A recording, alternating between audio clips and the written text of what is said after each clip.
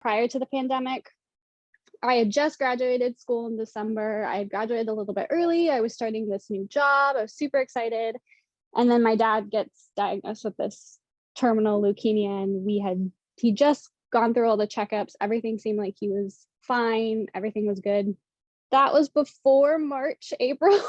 And so my parents, because I lived at home at the time, they relocated to Seattle to be closer to the cancer treatment areas. Because if you're going to get leukemia anywhere, you hopefully will get leukemia in Seattle, because that's what we're known for, is our research. And so I was kind of on my own, and that was prior to the pandemic. And then the pandemic happened. So already a little bit isolated. We were having to sort of social distance to begin with, because I didn't want to get my dad sick and I wanted to visit him. So yeah, it was a little bit isolating, I think, even before the pandemic started. And then once the pandemic started, like totally kind of cut out. And I will say I'm very fortunate in the sense that I had resources, and I know a lot of people sort of lost those resources. So that was kind of nice. I could live at home and not be worried with working or whatever. And so if you can't work and you kind of are just sitting with your thoughts, which is not always the best.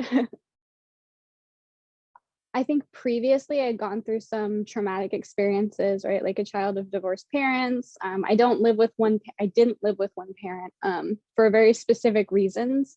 And kind of in high school, I dealt with disassociating and some of that stuff to deal with sort of that trauma. And during the pandemic, for sure, I definitely was dealing with that. I'm very much a go-getter kind of person. So sort of stereotypical, like I like to get my good grades, my A's. I'm super, like, I like to be busy with my athletics, all of this. Having to sort of sit with my thoughts sucked, to be honest. Like, I'm always looking for distractions. I didn't have those distractions as much. So I would be like, we're supposed to be cleaning my house up because my parents were in Seattle, and I was wanting to be helpful when there wasn't a lot that I could do to help the situation. So I remember my boyfriend and I were cleaning the basement, and I just would start doing tasks, and I didn't even realize that I was doing those tasks. And so I was in the basement, I was just cleaning. And he was like, are you okay? Like, you said that we were going to start watching a TV show, and now you're just cleaning the basement. Like, what's going on? And I remember not being able to really respond to that when he was like actually asking me questions, like being totally out of my head. So I think that was something that I definitely struggled with, sort of feeling completely outside of my body, which I usually use things to combat that feeling, but when you don't have things, it's sort of like definitely feeling outside of myself. So that kind of was a bummer. I really like to be grateful, because I feel like I have a lot of things to be grateful for. So even though I was experiencing this super huge, I was very close with my dad.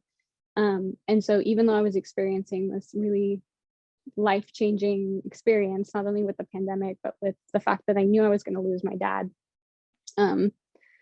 So even though I was going through that experience, I still had things and people that I cared about and who cared about me.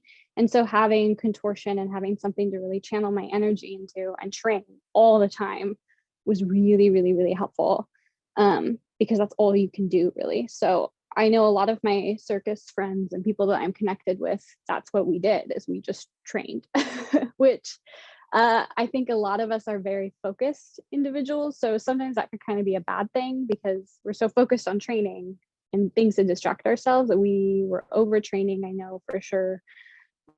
Maybe not taking care of those other needs and just focusing on our craft, which I'm really grateful that I had that. And then I also know at the same time that I was sort of using that as a coping mechanism.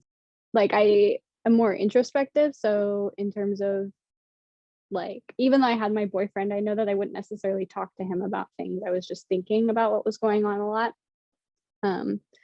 So one of the promises I had made to my dad, was that I would start going to therapy and start seeing a therapist, not only to deal with what he knew would be a really rough time with grief, but also some of my past trauma. So I did end up seeing a therapist after he passed away, which that has been really, really useful to sort of get some perspective on what's going on. And also to not be so hard on myself for being human. I think that's a really big thing is like, um, you know, sometimes I like to have this idea of myself of being like almost not even human, like wanting to be the very best that I can possibly be. And that's sort of inachievable. And so that therapy has really helped with reflecting on that.